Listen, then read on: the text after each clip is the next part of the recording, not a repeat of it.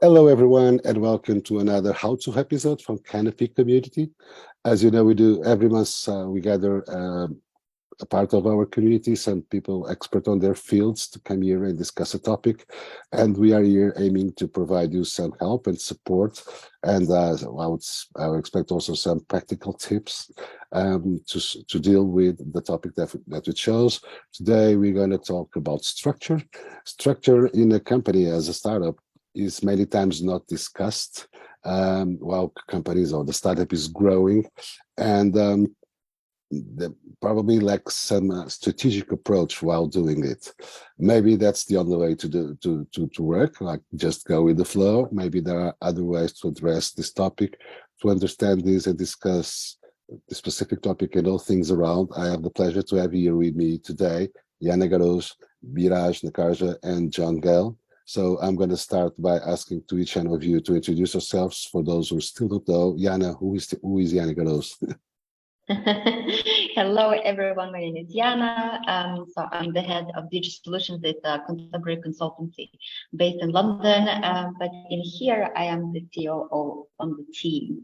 So looking really forward to be with you today and pick your brain and also provide some of my experience. Wonderful. Over to you, Biraj. Hey guys, likewise, fabulous to be here. So my name is Biraj. I am a transformational mindset coach and executive coach in residence for Canopy Community. I'm looking forward to sharing my coaching experience on this subject. So thank you for having me here today. Thank you, Biraj. John, who is John Gale? Hi. My last job in the real world was as a vice president in the merger and acquisition group, part of Thomson, was now Thomson Reuters. And in the 25 years since then, I've been working exclusively with startups. So I'm CEO of Carvalon Limited in London, and I'm about to become a board advisor in residence for Canopy. Okay, so let's start by you, John. How do you define the evolution of the structure in the company since the first days? Do you see any relevant milestones? It's just when the money comes, it's when we find suddenly that I don't know, for example, our ability to develop requires an experienced CTO. Are there any, predefined paths, or it's just be available to act accordingly with the events that appear? Well, the structure that you have at the beginning and as it evolves over time is dependent on what you're trying to accomplish with a particular startup. So, for example, if you're going to do something that's a technical play where you really need very good technical architecture, then you're going to start out with a very strong CTO person, as well as probably a couple of other co-founders addressing things like business and marketing. When you are actually going to start raising money, you need to have what the investors will think of as a balanced team for that particular type of play. And for your first round, you need to have a set of advisors who can make it clear to the investors that you're getting good advice about all the different aspects of things that are important to that particular type of play. By the time you get to the A round, you're not expected to have advisors anymore. You're expected to have a team on board that has knowledge of what's going on. So it evolves in a way that's natural to whatever it is you're trying to do. So one could say that this all starts by being really self-aware of its own capabilities and its own strengths, and then understand what is needed to complement the rest of the tasks involved in the job. Biraj, being expert on the field, what do you think? Yeah, no, you touched upon strengths there, which is a really interesting one. So for me, I think first and foremost, as an entrepreneur, as a founder, you do have to be very self-aware, and you have to, I think, be very open in two aspects. Very open in terms of who you are and what you have and what you can contribute, but also be very aware of who you are not and what you don't have or can't do, where you might then need to seek to partner and collaborate with people that have the things that you don't. One of the things that I see a lot in my line of work, specifically working with entrepreneurs, is this need to be good at everything. And the reality is we can't be fantastic at everything. So it's that self-awareness, as you say, okay, I'm really good at communicating the story of my business and where I want, this idea to go. So I'm going to focus all of my time on that.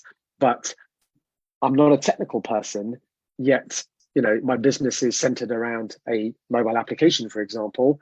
I'm going to need to seek to partner and collaborate with someone that has a strong technical experience that can focus on that whilst I'm out there telling my story and being able to, sort of market my idea.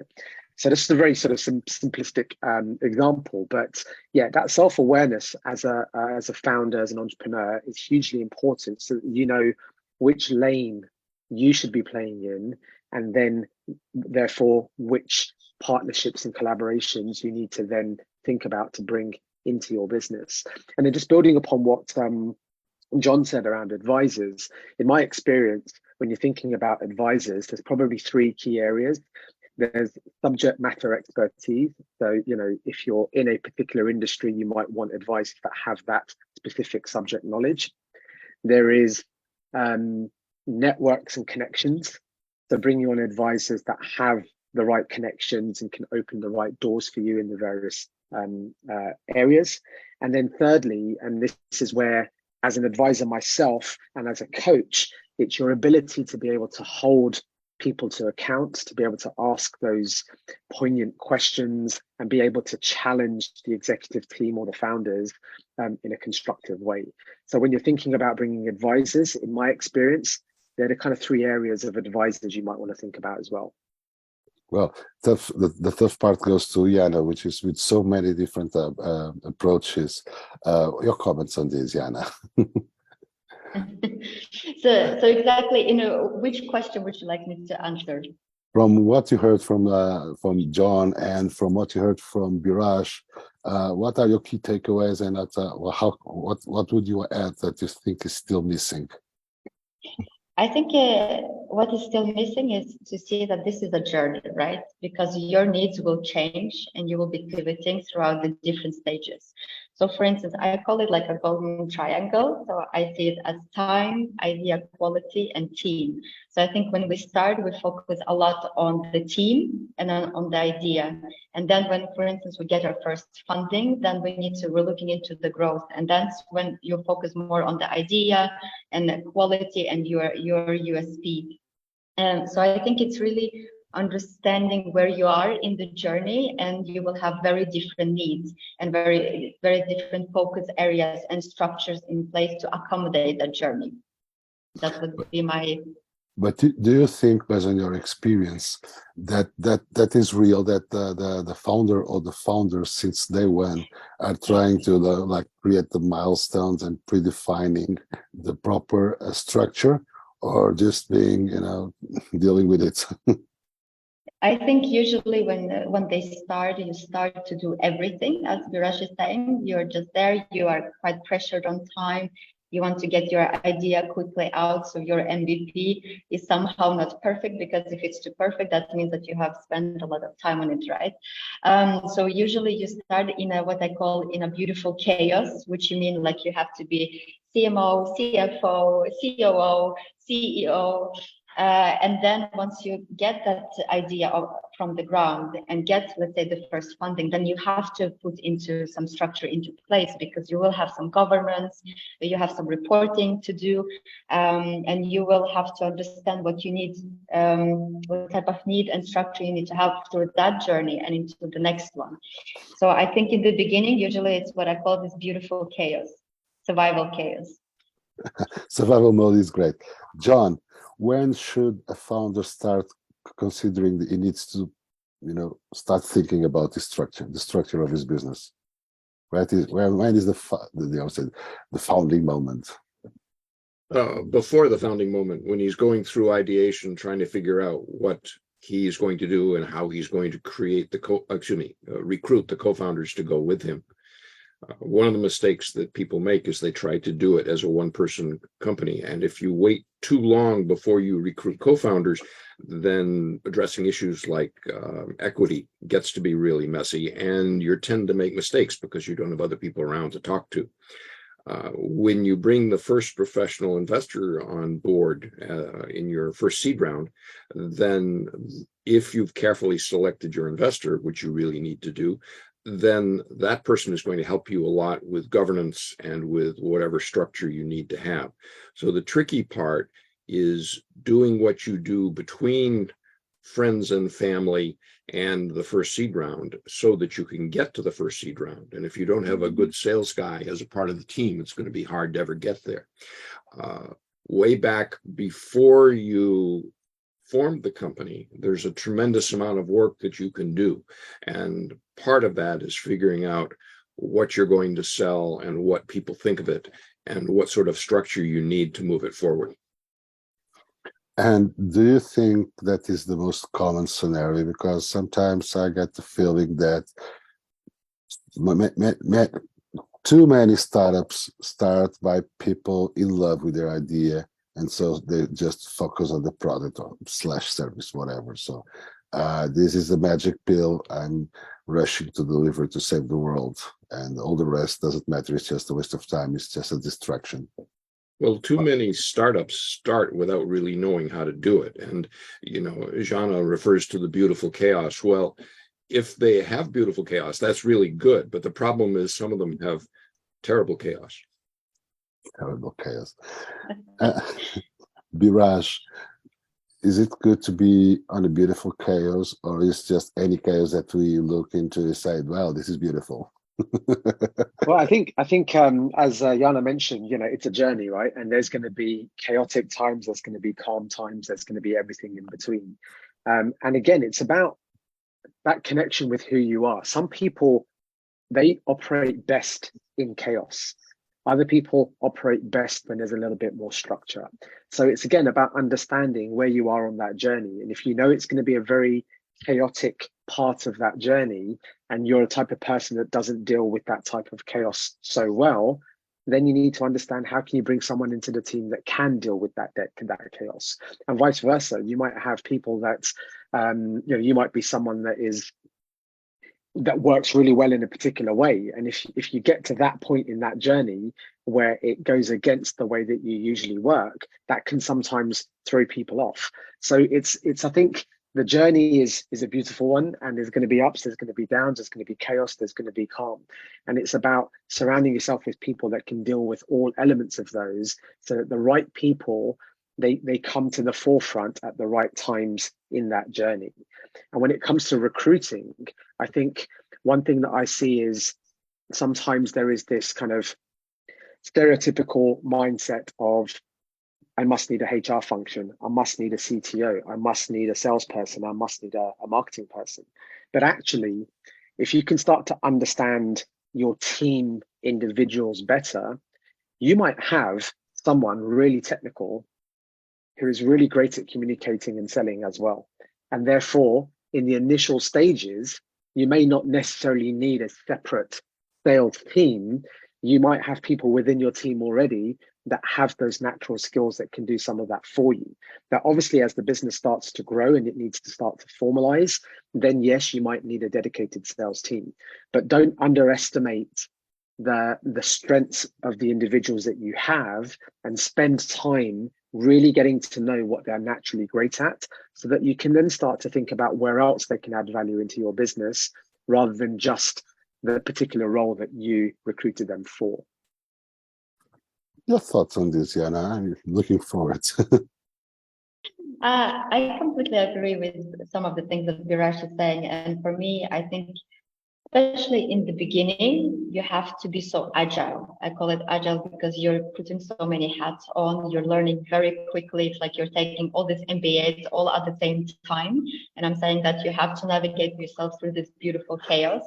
You have to understand your team's strengths, your team's weaknesses, but also you have to identify how you can gap them, whether you can upskill them, whether you can bring a coach to work with you and to perfect, let's say, your pitch, or perfect any other skill set that you currently need help support on. Where I definitely see from a startup perspective is that when you start getting investors on board, that's when you need to have a structure, and you will be forced to have a structure, but because you would probably have a board that you need to report to. You will have some, let's say, you need to showcase more of your milestone. You will have a little bit more of the pressure. So the more you, let's say, investors, or the more you raise money, the more complex and the more structured your company actually becomes. This is from my experience. Not sure what you think about that, John. Well, I agree with that, but I think there's one interesting point, and that is that some people are very good at getting a company from, say, 0 to 500,000 or $1 million in sales, and other people are good later in the process. And so in too many companies, we find a situation where somebody stays as the key person in company far too long. An example at one end, which is widely known, is Scott McNealy started Sun Microsystems, and he grew it up to 2 or 3 billion in sales. They had something like 8 billion in the bank, and 5 years later they were bankrupt.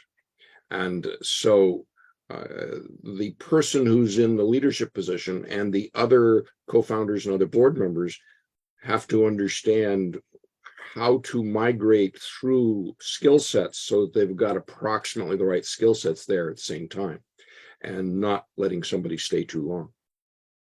Yeah, and I think, John, to that point, sorry, Pedro, just to add to that, I think that comes down to self-awareness and knowing when is the right time to hand the reins over. And that doesn't necessarily mean you're completely handing the reins over, but you are appointing someone to run the business that knows how to take that business from where it is now to where it needs to go next.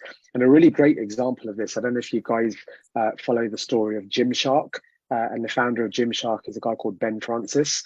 So Gymshark is a fitness clothing brand. And Ben Francis, a super kind of young entrepreneur, started the business. And then he took that business to a particular level where he then said, right, I don't know how to be the CEO of this business at the size that it now is.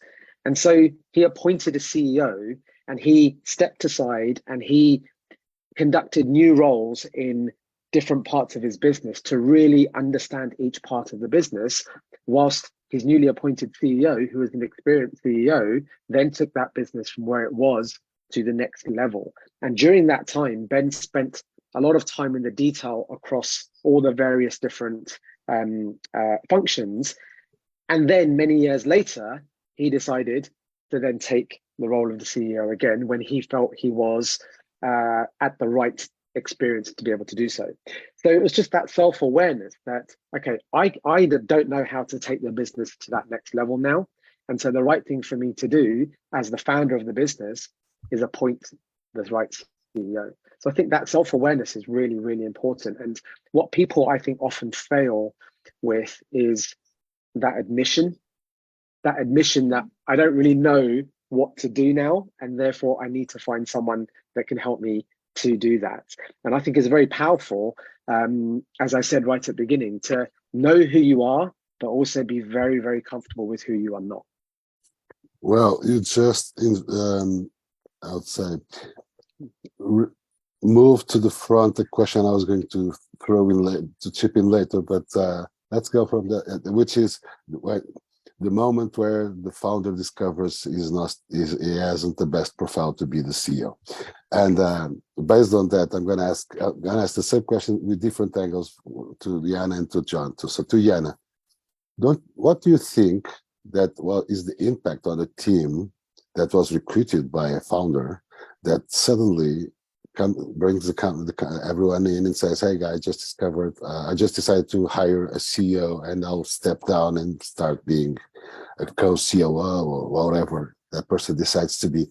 What do you think is the impact that this can have on the team, listening to the inspiring founder that brought them in and now is stepping back? It can go two ways, or it can go, yay, this is great. And if the person is, if they know the person, or if they got to know the vision of its person, of the new person coming in, it can really go really well if the team buys into it, but it can go completely detrimental. as well. If it comes a new person that the team never met, don't feel that there's any relationship with the new person. So it's really important how do you integrate the new person and how it's done. And it should be, in my opinion, especially for a startup, it should be done gradually and not just like super into it. Okay, if that's maybe if you bring in a CEO of Disney, I mean, I'm sure everyone would be very excited. But usually a startup I have not seen a lot of startups bringing, let's say, the previous CEOs of Disney or any other these big companies.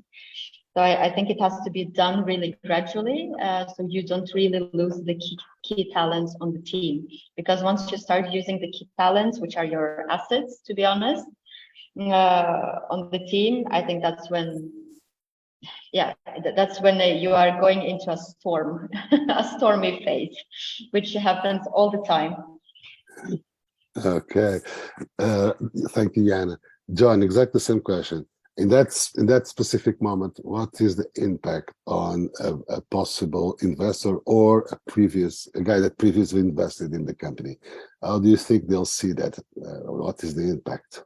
Well, I think to say something that Jana said a little differently, I think that it all depends on the amount of emotional intelligence that the various co-founders and investors have. And if everybody has a good level of emotional intelligence, which is unlikely, then you can do that gradual transition that Jana referred to in a very nice professional way.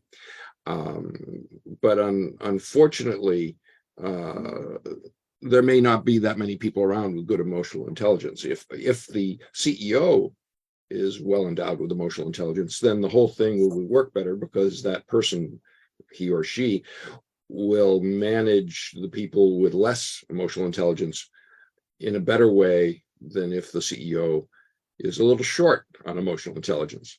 Now, hopefully, before the investor invested, the investor thought about issues like this and thought through it so that the investor doesn't have any sudden surprises at this point. Okay, maybe some of them are actually agreeing with that decision. Is that it? Well, it's ever so nice when your C-suite and your investors are, more or less aligned with what you're doing and where you're going. But when I was in Silicon Valley, one of the surprises I had was that if I would walk into a startup and talk to the 3 or 4 key officers, they would tell me very different stories about what they were doing and where they were going. And it sort of made you wonder how things were going to work out the next time they had a speed bump. Okay, so moving to a different chapter. We talked about having, it's not necessarily good to be a solo founder. I think we can all agree that I would say the majority of the occasions, investors prefer to invest in a team with more than one founder. It's not mandatory to have more than one founder, but usually it helps. But you can comment that also, of course. The question is, assuming that I need a co-founder, how do I define the co-founder I need? Because it's a very specific, I would say, hiring process. It's quite different than hiring a sales rep or a marketing officer or whatever, a tax expert. It's hiring a co-founder, which is finding the bride or the groom. Tips on that. Let's start by Biraj. How do I define what is the co-founder I need? Well, so I mean, that's a tough question, right? And there's a million answers to that, I'm sure. But I think first and foremost, you need to find someone that has got the same passion and desire that you have in your business, first and foremost. Like, they need to be bought into that business idea just as much as you are to be able to take that on that co-founding journey. But then I would say, outside of that, you need to find someone that is complementary to who you are. If you've got the same type of thought process, if you've got the same type of kind of talents and strengths, then it's going to be hard to be able to challenge each other's thoughts and opinions, for example. So you actually want someone that is has got a different set of skills that complement what you have, so that you can look at different perspectives and you can cover off different areas as well, when it comes to the operation of the business, but even when it comes to raising capital. You know, I'm sure an investor would be more comfortable knowing that you've got someone that's, you've got a team that can cover multiple areas than just a team that only knows tech and doesn't know anything else, for example. So I think when you're finding that co-founder, first and foremost, that passion, that desire, and that drive and enthusiasm to be able to buy into what it is that you're doing and take that forward. And then secondly, it would be the complementary talents to the co-founder, to the founder itself. Yeah, and add in whatever you want, but I want just to add another angle to the question, which is it the founder's first real sell that he or she needs to do for the hiring this co-founder? I think so. It could be definitely one of its first sales, because you need a team, right? So you need to really get the other person buy into your idea, into your vision. I think what I would like to add to what Biraj just mentioned is really around resilience. And we're not talking so much about this because everyone thinks like, okay, startup is great, and usually it's a lot of energy in the beginning, but throughout the process there's going to be such a hard journey. And when I would be choosing my co-founder, I would think, okay, yes, it has to have the complementary skills, has to buy into the vision, has to have the same passion. But could I really have that person if I would be in a war situation, you know, where I'm literally drowning? How would we? I would definitely talk about, or try to talk about, all the big or small hiccups that we will get along our journey, and how we would be tackling them. So really try to understand, is this the right person for me to come along throughout this journey? But definitely, I think if you're able to bring in great talents in the beginning, that's amazing, and that goes again back with your pitch, with your first pitch of your idea of what you're trying to achieve and why you're doing what you're doing. Because I truly also believe, and this is something I believe for all people that listening to this episode, is that I believe not everyone can be an entrepreneur, because it's just such a difficult journey, and you need incredible amount of resilience just to make it through. So I think that's what I have to say. I think just to add to that, you mentioned about that kind of the first sell. I think absolutely it is, because more often than not, the incentive for that co-founder is not necessarily going to be monetary in the first stage. It's probably going to be an equity play. And so, you know, equity doesn't mean anything until the business can get to that point where that equity, translates to something more monetary. But, that ability to bring someone on board when your business is not in a position where you can necessarily pay that person or pay what they might be looking for, you have to sell all of the other elements that come with this particular role, the opportunity, the problem that you're trying to solve, the involvement they would have in growing that business. It might be someone that has come from a corporate background but has maybe wanted to get involved in starting their own business that hasn't quite got there themselves, but you're bringing them on as a co-founder as opposed to a founder, for example. And so, there could be some really interesting opportunities there for people. And so I think when you're thinking about that co-founder, you have to look at all elements of what you can bring to that person just as much as what that person can bring to you. John? A couple of thoughts. One is that the people who do research on unicorns and look at who founded the unicorn say that at the time the unicorn was founded, the CEO was somewhere in early 40s and had previously had a good management job in a larger company. In other words, he understood a lot of the things that we've talked about, which is very handy. But if you look at the typical startup, we see things that are very different. For example, if you look in Beijing or Silicon Valley or London or anywhere else, what you tend to find is a solitary technical founder who's then trying to build something. And sometimes you see a solitary marketing co-founder, but that's a lot less common. One time I was mentoring at an incubator, and the next team walked in to talk to me, and there were 7 co-founders, and they were all technical. And so I said, you really are going to need, marketing and business and all that kind of stuff. And they said, oh yeah, no problem, we'll get that. And I said, no, you won't. You have a problem. You bring the ideal marketing candidate in here to talk to you, and he's going to look at you and realize that whenever he wants to do something, he's going to be outvoted 7-1. So he's going to graciously depart, and you're screwed.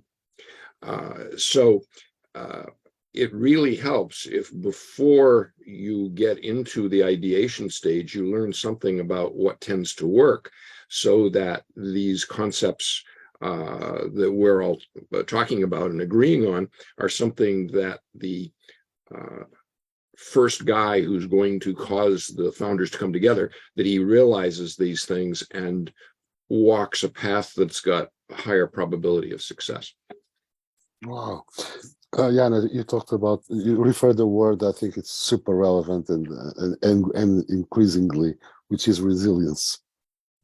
I think we could define the profile of a good candidate to become a co-founder would be someone who I believe I can strongly disagree in a constructive way, because fights, like in marriages, like in relationships, fights are sometimes more frequent that we imagine, and the problem is how to grow from fights and not break because of fights.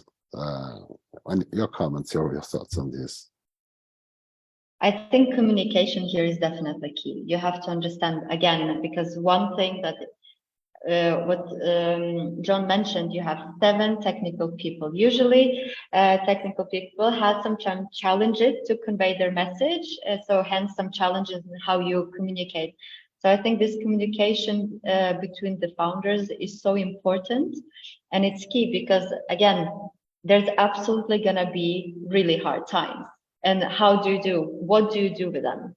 You can or go to your closet and say, okay, this doesn't happen to me, and ignore it, which is not, I believe, a good strategy. Or you can communicate through it. You can rather have a bit of, let's say, more passionate fighting, but then you're trying to understand, but what is the solution to this, and how can we move forward, and so on. So I think really communication is so key here, and especially with the founders team, it's absolutely a key, because if one person cannot communicate, it will create this friction within the team. So in my opinion, communication is key. Raj, too many times we think on communication as the delivery of the message, and one of the definitions of communication I love most, I think it's coming back. So one of the definitions I love most is from, I think, Wikipedia, something like the act of being part. Okay, which for me, I translate to the importance of focus on the other rather than on me and on my message. Because if I don't focus on the other, I will never ensure that my message was properly delivered and understood from the other side, and I've created conditions for the other person to give me honest feedback, agreeing or disagreeing with the message. And too many times we are focused on the message or on ourselves and ignoring the other. So it's what I call assisted monologues, where 2 people are having a monologue to each other. And so communication is key, but communication is also, I would say, a trait of a person, of the person. And it's quite common to see that, as you just referred, Jana, for example, some profiles are not known for being the best in that area. And we've talked about self-awareness and how can we, what is the proper recipe to have a person that is self-aware that communication it's strong, is its biggest strength, and now has to bring in someone and then have to find a way to communicate properly. Have you ever faced something like that, Jana? Have you ever had to deal with that? What was the solution, or what were some parts of the solution that you could share with us? So one thing that for me truly helped is to bring in someone from outside. So whether it's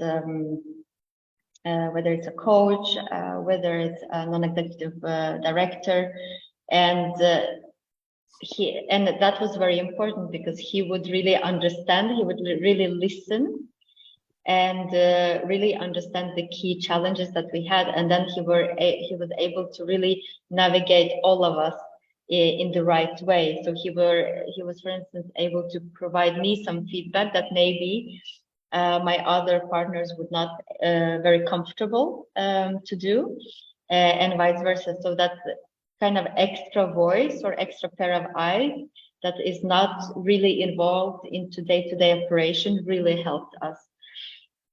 So I thought that was very useful, and I can definitely say that if any of the founders is in this position, really go for it, because it really helps. It really helps.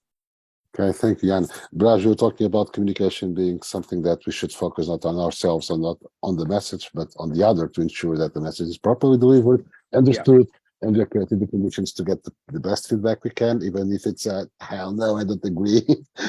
Okay, because that's communicating. Disagreeing is communicating. And I was asking to Jan, I'm going to ask also the same to John later. If you ever faced this, because being self-aware of I'm not very strong communicating is relevant, but in the end I have to communicate with my co-founder and with my team. How do I deal with this? And Jana was sharing her solution, her experience, and by the way, a great one. Thank you for sharing, Jana. Biraj, from your perspective, is this real? How to deal with it? Some tips? Yeah, I mean, look, communication is key to everything, and I think across everything we've discussed today around how to bring that co-founder in, your communication with that co-founder has to be super, super tight. How you draw investors into your business, you have to be able to communicate well there as well. I think one perspective that I would give is to reframe communicating to storytelling and be able to tell stories and take people on a journey, because sometimes people can get flustered because they feel they're not communicators. But if you're just telling the story, and you're telling that story in your own authentic way, then in my opinion, that comes across more genuine, it comes across and the message lands better. So I think when you sometimes use the word communication, those that are great at communicating, they're okay with it. But those that feel that they're not, all of a sudden can feel very nervous and can start to get anxious about that. Whereas if we talk about it as storytelling, when you're doing that first pitch, when you're trying to recruit people, just tell the story. Tell the story from who you were, how you came to coming up with the idea, all the way through to where you are now, and it will come across more authentic, and I think it will land better. So my advice would be to founders and entrepreneurs is become good at storytelling, and that's not difficult if you've been on a journey or you have a story. Everyone has their own story. Just tell it in your own unique way. John, your comments on this, please. But you are muted, my friend. I love saying this.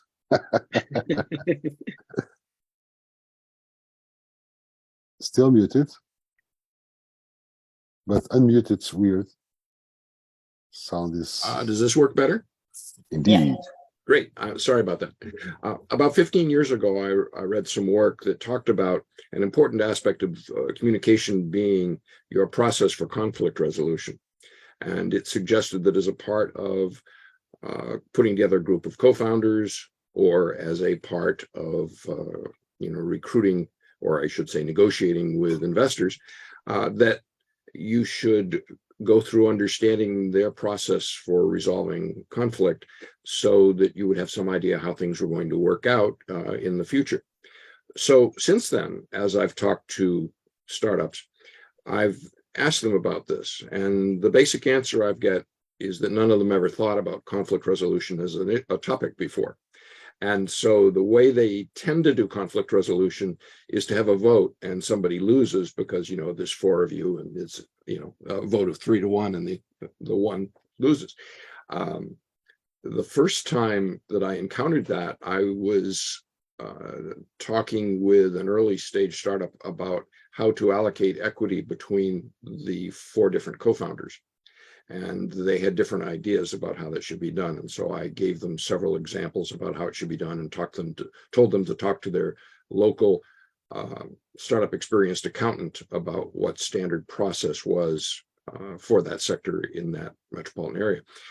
But they basically had strong feelings about this, which ended up in the startup breaking up and dying because they were unwilling to compromise. So I would go back to the statement of, that article I read long ago, which was you really need to understand the conflict resolution process before you put a group together, whether it's the co-founders or the investors, or, by the way, if you're getting married. And I think this is an issue that the co-founders need to think about way back when they're at the early negotiation stage. And the only startup I know that's really done this well is that at one time when I had a contract with a corporate venture capital group in a semiconductor company, a group of about 6 executives had left the memory division of one of the major tech companies in Silicon Valley and had gotten some technology from Switzerland, and they were now creating a new startup. So that all worked together before for multiple years. Investors really like that because then they know that the conflict resolution stuff is well in place. But I've never seen another startup team like that since. It just made me remember a friend of mine telling me a few years ago, I was dating for long with someone, said, you know what, we never had a fight. And I was like, whoa, so worrying.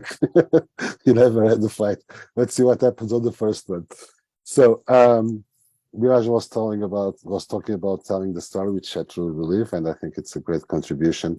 But I've seen also occur people telling stories that are just stories. So one should be able to tell a story that is a true one, and more than that, I am totally committed in delivering. It's not just overselling or finding sweet way of telling something to bring someone in and then let that person discovers the reality after. Jana, when you have to deal with a growing team, is it better to oversell or undersell the story? If I can comment, I think you need to define your question better, because I wouldn't know how to answer that. Okay, some people tend to deliver the definition of what they're doing if everything goes well, and some people are less optimistic and then hope that people after entering the company find, well, you know what, this is even better than I expected. Okay, so that's the first one, is overselling. Everybody is happy, you're going to be rich and no problems, and we are booming. And the other character is saying, well, we have our problems, we are struggling, but we are confident that we can deal with that, blah blah blah. This is the underselling. Is there, if I had to choose, like you don't? If I would be choosing, and if this would be me, I would be very honest and frank with the person that I'm trying to get on board. Or for instance, if someone wants to be working with me, I would be maybe going back to the story, telling them where we came from, what we were able to achieve, and in which stage we are now, and how we're going to get there, and what is our vision. So I would take that person through a journey. And also, I think it's important to say, of course, you as a founder, you have to work on culture. Culture is super important. No one thrives in a toxic culture, and I cannot understand when people say that. And I have not heard that being working under a lot of pressure in a toxic culture is good for anyone. So for me, it's really to understand, okay, the culture that we have, or in my organization, is really good, but of course, we are still growing, so things are still not perfect. And right now and maybe it will never be 100% perfect, but we are very happy with what we have, and we know exactly what we can bring to the table. So I would probably, if I would oversell or undersell, no, I would be very real with where we are and what we're doing and where we're heading. Great. Viraj, well, this is impossible to talk with you because every time someone says something, I have a new question. You're too good for me. Thank you. Viraj, is the culture defines the story or the story defines the culture? Oh, that's a good one. I think culture starts with the co-founder, and therefore the co-founder comes before the idea, right? So ultimately, when the co-founder is starting their business, the culture begins right from there. And I think that very first hire, you have to think about the skills that that person's bringing, but the culture that they are bringing and adding to what you've already created. And that it has to start from the beginning, it has to start from the top. And that then starts to permeate down.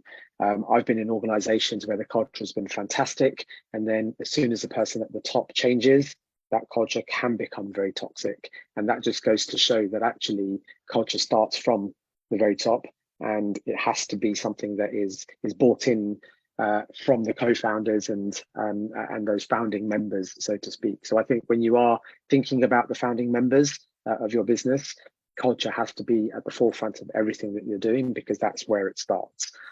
Culture will change, of course it will change, and it might need to change intentionally. But I think if it starts to change for the worse, you have to be very aware of that, and you have to correct that just as much as you would correct any other part of your business as well. Okay, John, one of the best definitions of culture, I think I read it somewhere, is what happens in the company when the boss is not in. Okay, that is the real culture of the company. Having discussed previously that we need to bring in people, either being co-founders, later team members. Obviously, well, we get back to advisors and boards after, but we are always bringing in more people, assuming that the company is growing and thriving. That impacts on culture, or they can enrich culture, or the other way around, or should we have there is a way to ensure that they won't impact the culture, or is it possible? Well, I think the corporate culture depends on the level of emotional intelligence of the C-suite. And so, for example, I signed a contract as an interim VP of BizDev with a CEO in Silicon Valley. And after I signed the contract, I said, by the way, what are you going to do about corporate culture? And he looked at me and he said, nobody cares about corporate culture. They care about how much we sell. Now, interestingly enough, for various reasons, the company crashed and burned after raising 60 million. And the real reason it crashed and burned, in my opinion, was because the CEO and the CTO were having a war, and the chairman didn't bother to do anything about it. So I think the real issue here is that the C-suite needs to talk about having a culture and make a strong effort to do it. And by the way, in that company, a year after they launched the company, they hired a CFO with no emotional intelligence, and they put him in charge of building corporate culture. So, which obviously didn't work well. But I think that Jana made a very valuable point when she talked about sitting down with people and being honest with them about, the various important things, and, making sure everybody's more or less on the same page, which is really sort of the way you sort of launch your discussion of culture. I mean, that CFO sat down and started talking about common values. And so everybody did a little internet search and came back with the list of values that they found for corporate culture. And it had something that was totally meaningless. So I think having a strong corporate culture that's very supportive of everybody is a very good idea. I think it increases your probability of success, but I think that the underlying issue really is the amount of emotional intelligence on the part of the C-suite. I mean, that conversation that Jana was referring to there, your corporate culture would come through in that very conversation. If you're spinning them a yarn and you're saying everything is rosy and everything is good, and the reality that it's not, then that's saying something about your culture already, that you're basically promising things that maybe you can't achieve, or the openness and transparency is not part of your culture. Whereas if that was part of your culture, that very conversation would be a very honest one that says, this is our vision, this is where we want to get to, but the reality is this is where we're at now. And these are the things that are working, these are the things that are not, but these are opportunities that you can help us to fix and take us on that journey to achieve that vision. That conversation is going to be very aligned to the culture that is already there. So I think, that culture thread is throughout everything. Yeah, you are muted. I'm going to put the question, which is, previously, I think it was John that said that, or you, I don't remember, I'm sorry, that at the beginning, everyone should do everything, including selling, because if you don't get sales, probably you won't go, you are not on the perfect path. So everyone has to do something sales related, at least in the beginning. And I think that the way that the team, either they're just the co-founders or someone already brought in, do that, reflects the culture. And so they act the way they do because of the culture they feel in the company, or the way they see the reaction from the market and try to find the best product market fit will impact in defining the culture. How would you comment on this? I think I would say this is our two complete, for me, these are two completely different areas, because you need to know that your existence is by providing services or products that you need to charge for. So sales in your bottom line, let's say it's super important, right? Your revenue. If your startup is not generating any money, then we all have to be very worried, and we need to quickly understand why it's not doing it and how can we get it back on track. So in my opinion, it's really, I would say it's two different things, because culture is, for me, is something how we are operating with our clients, how we are operating internally, but how we are selling. Yeah, we are selling our, let's say, services based on the transparency that we're doing. But I see it as two different activities, I would say. I know that we need sales in order to survive, in order to hire, in order to provide our services. And culture is like, it's another equally important thing for us in order for us to be functional, let's say. Okay, let me try to rephrase it with a stupid example. Maybe it's easier. Assuming in my company has a culture of being quite aggressive, quite fast-paced, trying to pave everything up front like a bulldozer. We are here to change the world, and we need to do it fast. And of course, there will be some downsides, but that's life. That's the cost of saving the planet. That will generate a sales approach to prospects equivalent, or that has no impact, or even if what comes back from that interaction with customers could imply changing a bit of the culture of the company. I think for me, okay, now I understood better the question.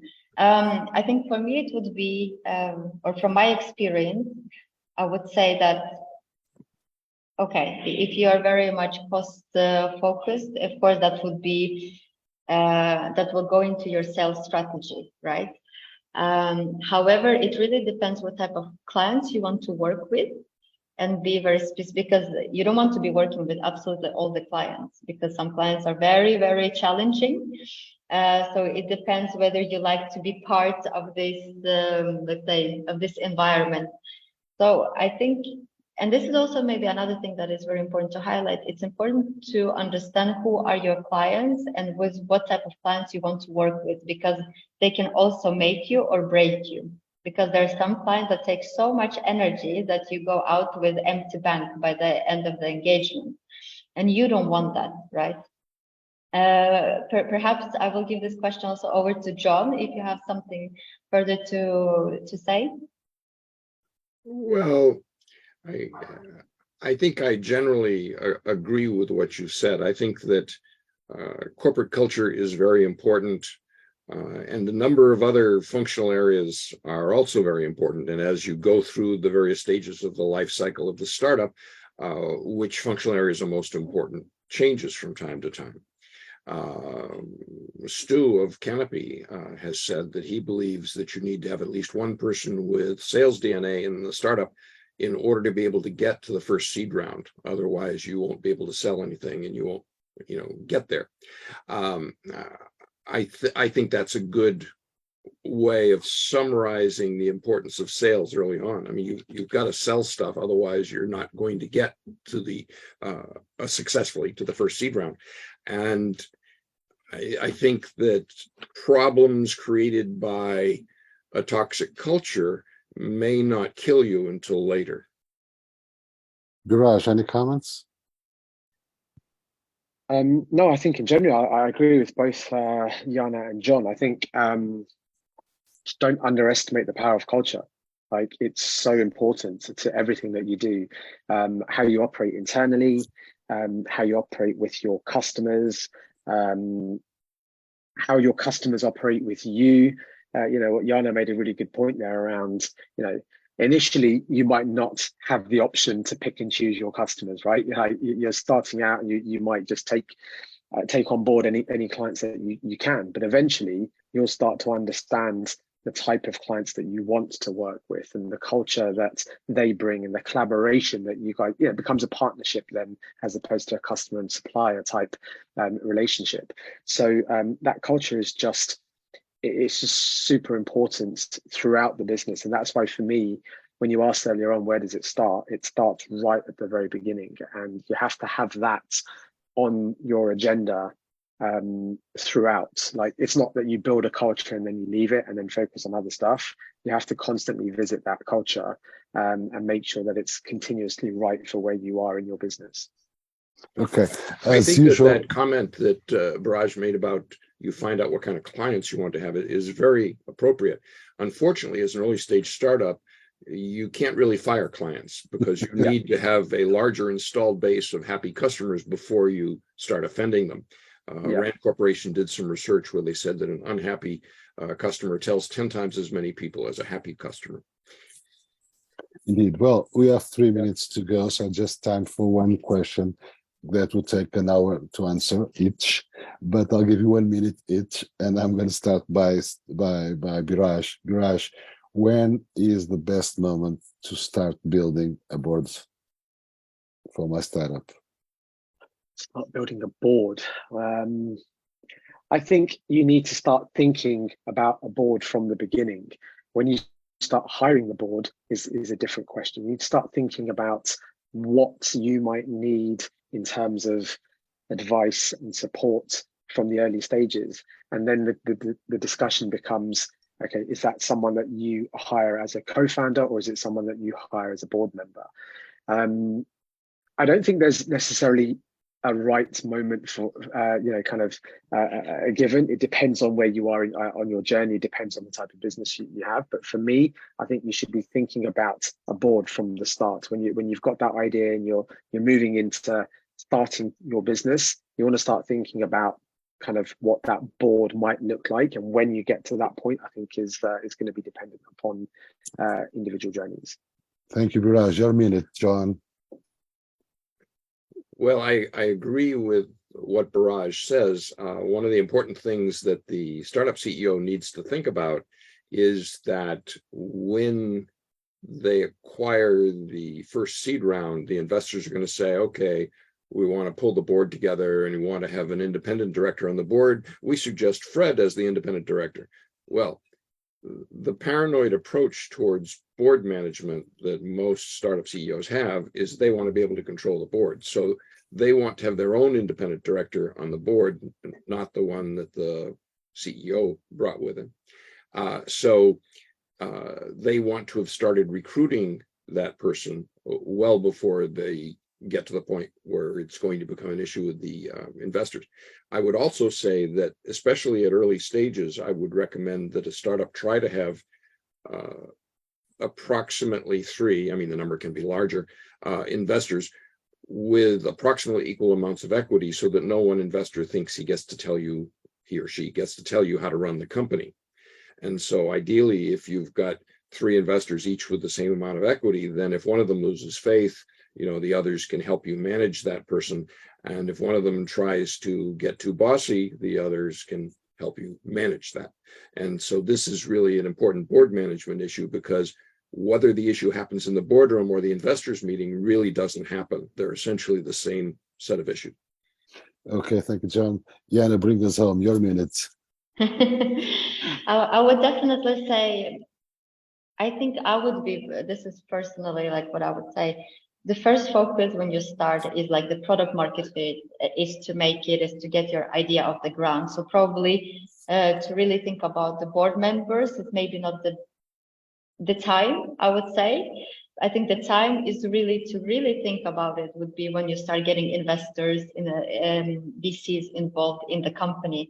That's when you need to start understanding who is going to be there to advise you and so on and so forth. So for me, I think in the first stage would be really focusing on the idea, on the product market fit. And then once you start getting money from the investors and VCs, that's when I would be focusing on creating a board. Okay, as usual, 1 hour flies every time I have a conversation with bright people like you. This ends up this month's episode. It was about how to structure your startup while growing. As you see, there is not one magical answer, but a lot of things you should take care and you should consider. And it will be critical. I think it was well established here. It will be critical for your success. So best of luck. I hope you enjoyed. Thank you so much, Jana, Biraj, and John. As usual, it's a pleasure learning so much from you. Hope you guys at home love this episode and find it interesting. Next month, we'll be back with another episode. See you in 1 month. Cheers to all. Bye-bye. Bye. Bye-bye.